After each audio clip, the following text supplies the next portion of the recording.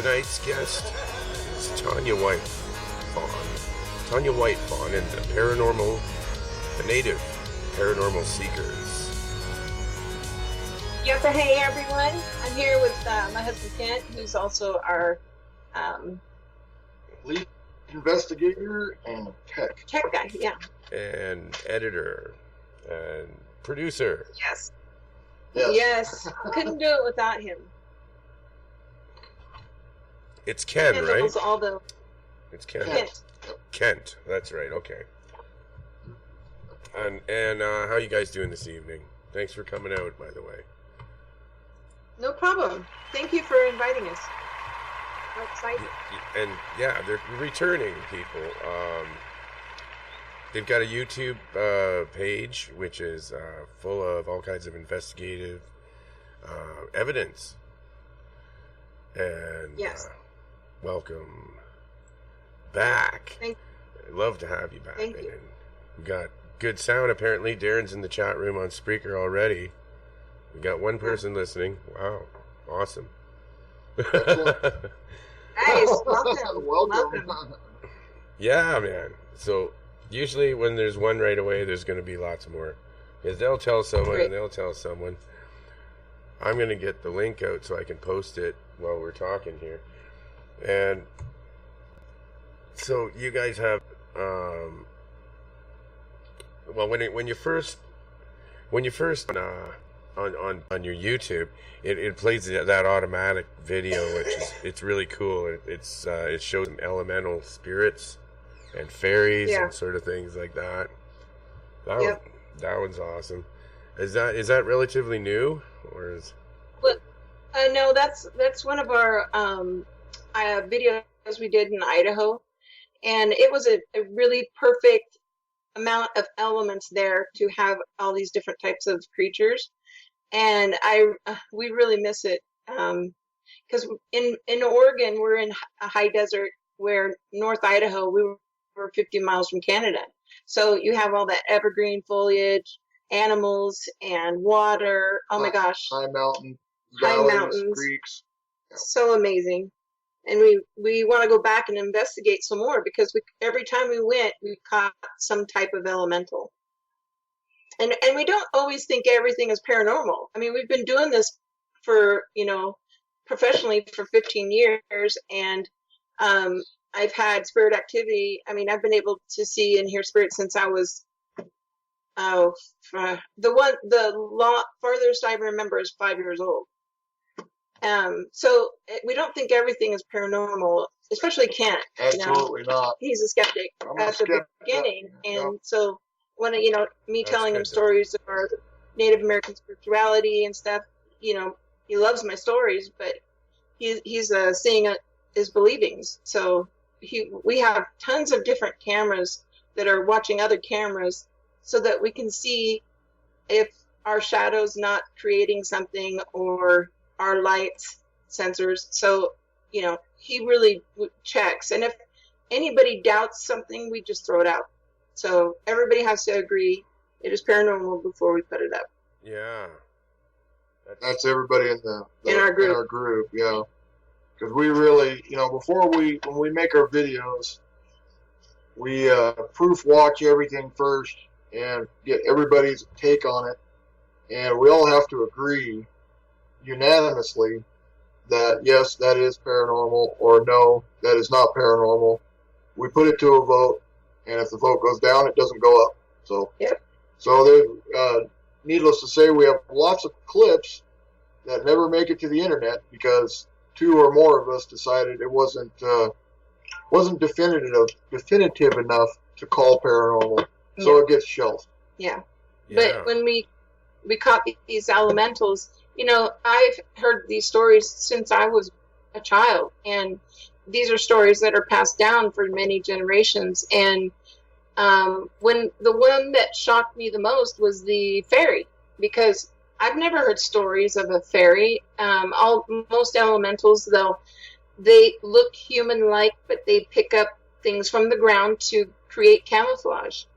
And fairy was the one that shocked me, because I thought they were from Scotland and Ireland. And another one that we caught was what we believed to be little people. And this thing sounded like a bird. When I first experienced it, we were coming down from the hill that we were investigating, and it was from the Kalispel tribe reservation land, and it was this cave, and it had a trail going up to the cave. And when we were walking down, I could hear what sounded like a wounded owl. Well, a wounded bird. And so I kept looking for this bird, and it changed direction, and it was like higher up on the trail. And I was like, move. I was like, how did it get past me? I didn't see anything, didn't hear anything. It was in the fall, so all the leaves were off the bushes. I didn't see anything. So I moved up higher, and I'm looking, and pretty soon I hear it again. It's behind me, and it's up the trail.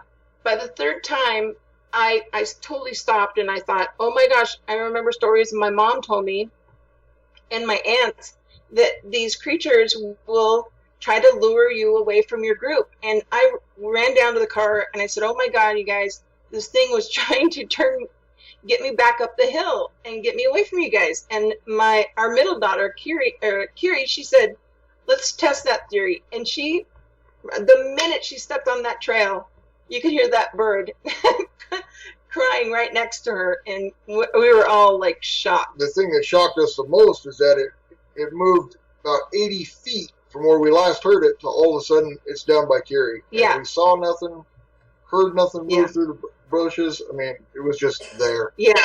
The sound. Yeah.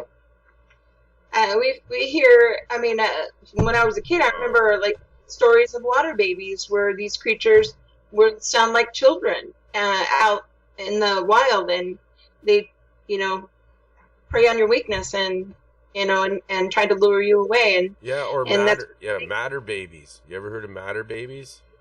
Not matter, but water. Yeah. What's a matter baby? What's a matter? It's probably the same thing. Oh, nothing's matter with me. Are you all right? I got you.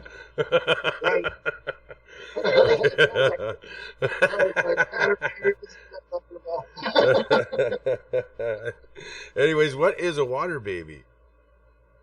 Water baby is a spirit, water spirit, and it will sound like a baby. And there's stories of them with people from the tribe, and they suck you in the water. And everything that was a baby, by the way. Okay. Everything in nature has a spirit, a different type of spirit. There, spirits in the trees, spirits in the water, spirits in the rock, spirits in the, everything. So, each one, they're not evil per se, but they can step over that line because they have no limitations, They can be malicious. Yes. Just like people.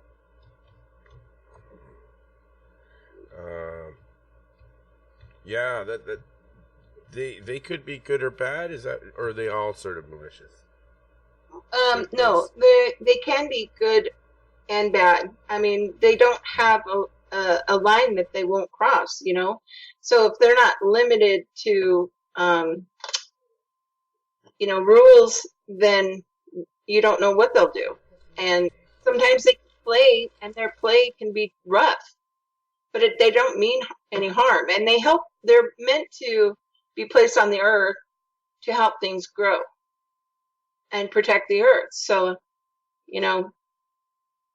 their intent was good in the beginning.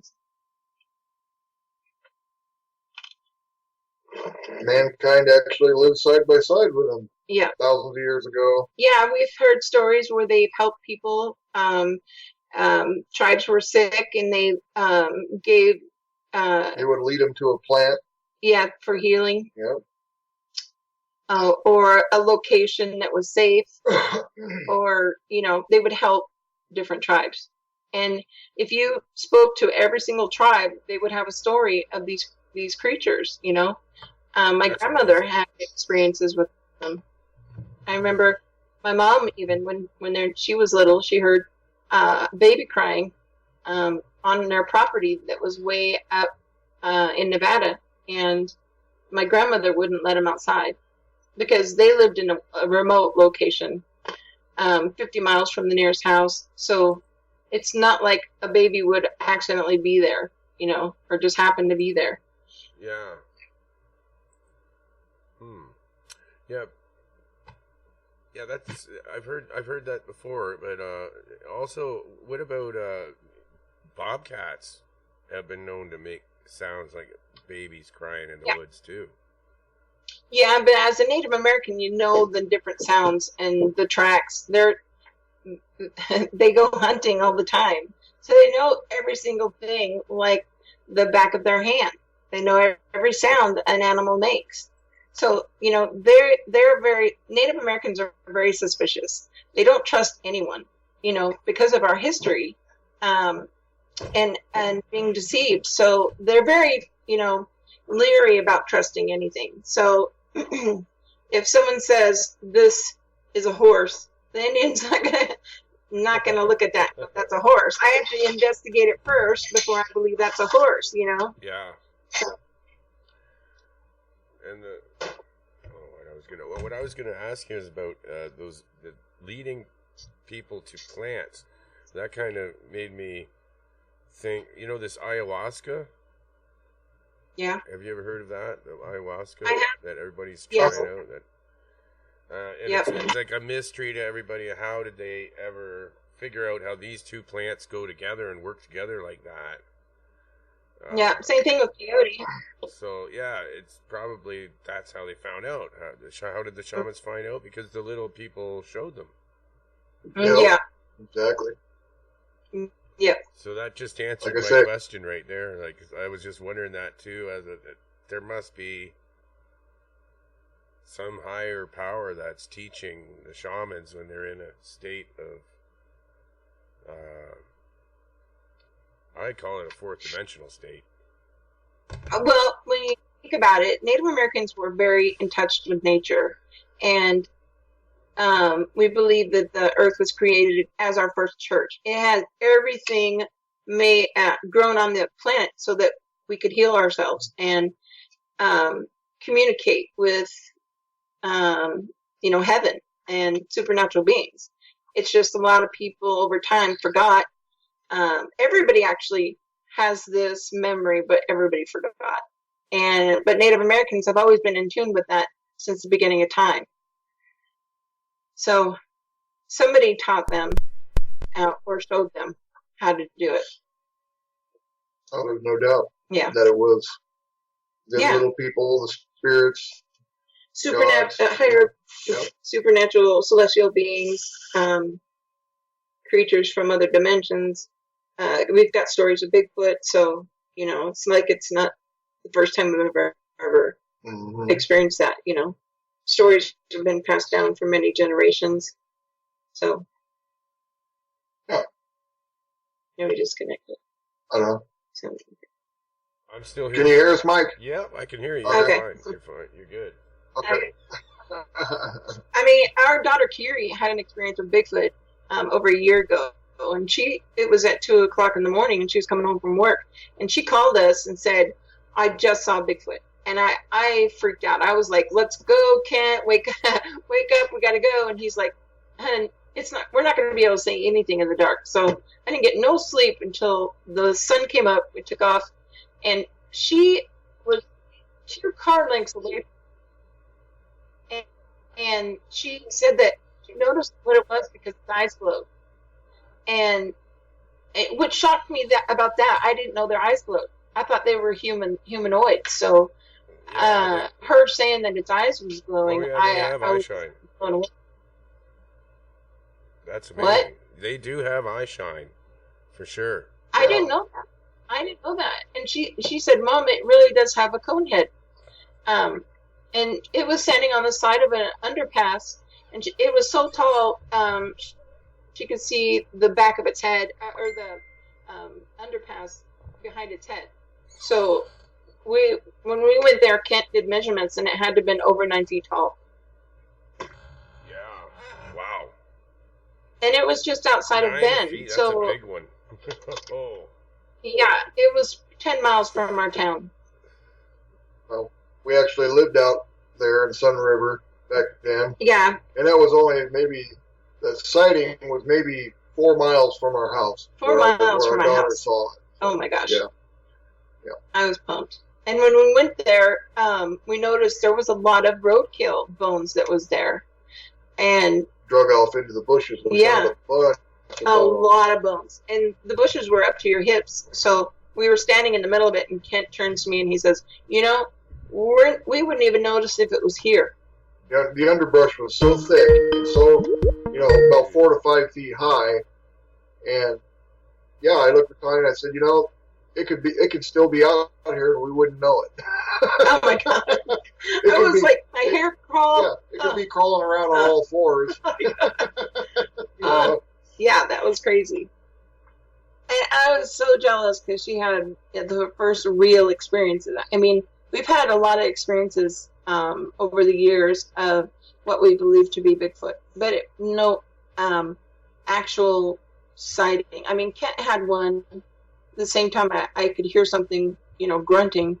I left, we were gold panning up in Montana, and it was getting dark, and I could hear this loud male grunt, you know, and I looked at Kent because we were shoveling, and I thought it was him, but it wasn't matching his voice. And by the third time, I finally looked at Kent, and I said, you know, did you make that noise? And he's like, no. And I said, I think I heard something. And my son goes, okay, it's time to go.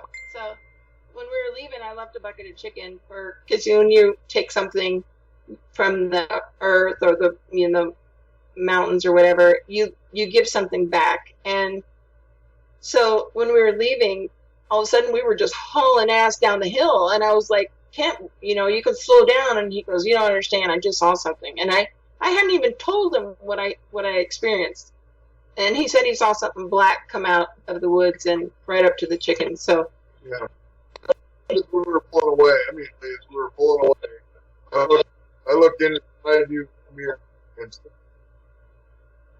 Oh, it's cutting out for a second here. I tried to add something to the call here. There she is, but I missed that what you said there, Kent. Hi, Liana. Oh, hi. This is my co-host, Hi. Liana. And this is I'm Tanya trying to and get Kent. my phone to connect, because then I can use my earpiece. There you go.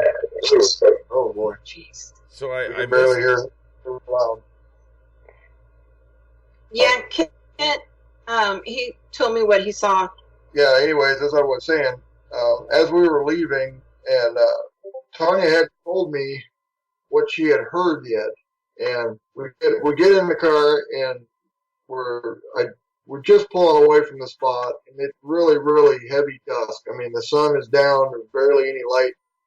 I look back in the side view mirror, and I saw something big step out.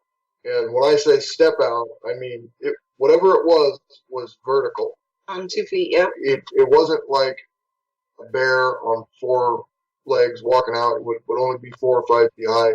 This thing was high. But like I said, I could only see a mass. I can't 100% say I saw Bigfoot because all I saw was something big and black move out of the tree line and head for that bucket of chicken. And it freaked me out because it was literally, I mean, if we did not got in the car the minute we did, we would have been faced with whatever that was. Yeah, when I heard that grunt, it was like a rah, rah. And it was getting closer. Every time I heard it, I turned to look at Kent. It was actually getting closer. And, you know, we were thinking about the timing of it all. You know, the grunting, the closer it sounded each time it grunted. And then by the time we got in the car and left and it came up to the chicken, it was walking towards us and walked right out. And, I mean, yeah, it was close call. And it was pretty scary. But you couldn't tell whether it was walking on 2 feet or 4 feet?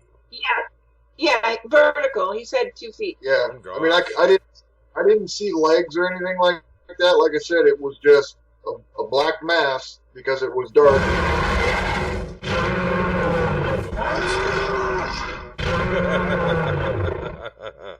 A monster. Monster calls, okay. Yeah. But that was It loud was and I dark wanted it and to on be. Sorry.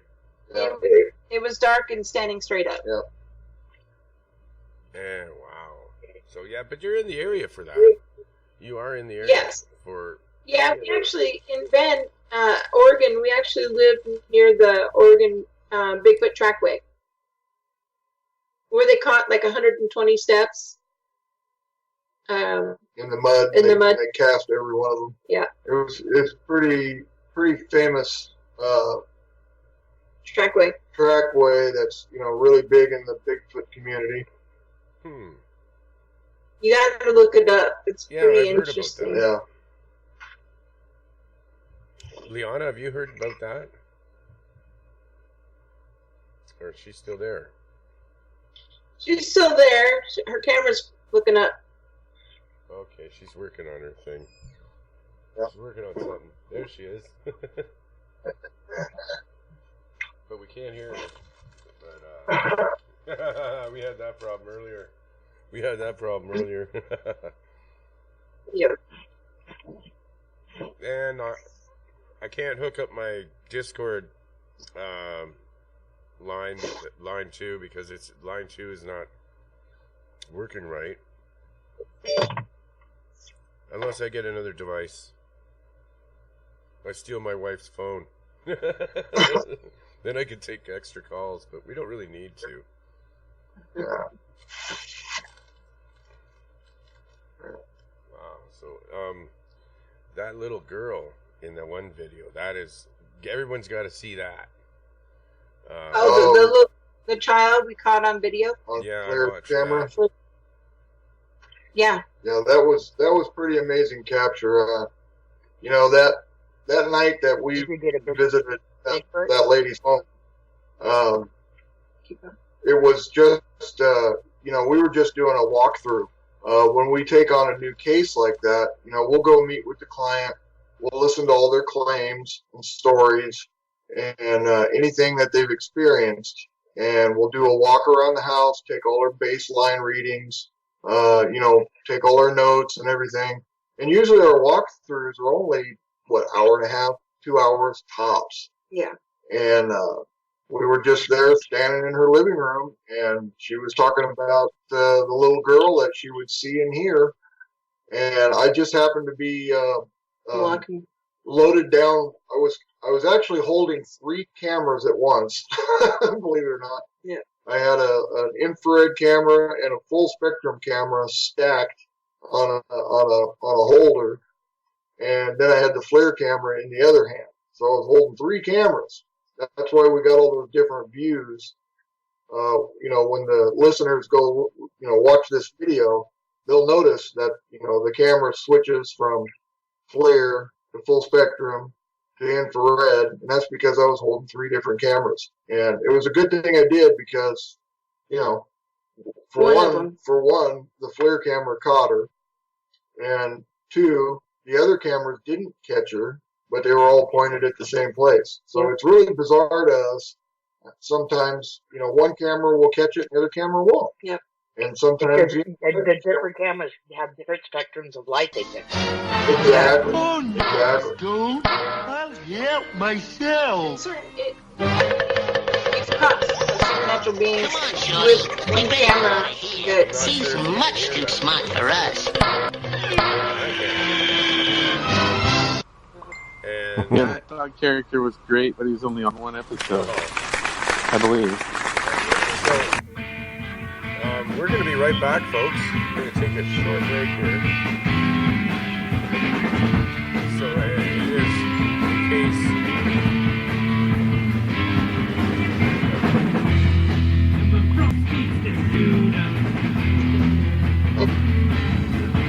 It was under the spotlight. You wish you only knew.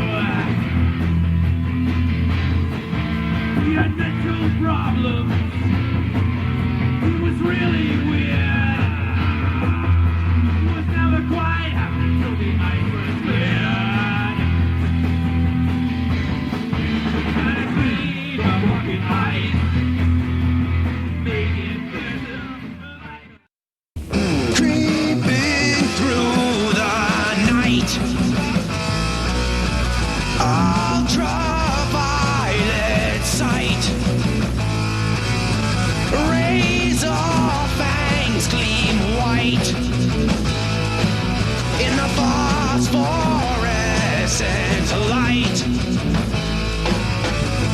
Never ever catch me escaping my body. I enter your mind and show you my dreams. Alone inside, you cannot hide.